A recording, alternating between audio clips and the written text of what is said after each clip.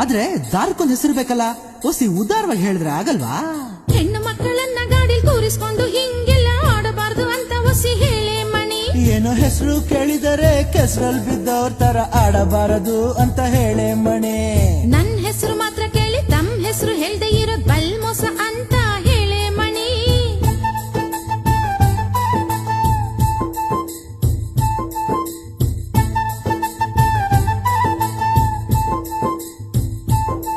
ಕೃಷ್ಣ ಕೃಷ್ಣ ಕೃಷ್ಣ ಕೃಷ್ಣ ಕೃಷ್ಣ ಕೃಷ್ಣ ಕೃಷ್ಣ ಕೃಷ್ಣ ನನ್ನ ಹೆಸರು ಕೃಷ್ಣ ಅಂತ ಹೇಳಮ್ಮ ಮಣಿ.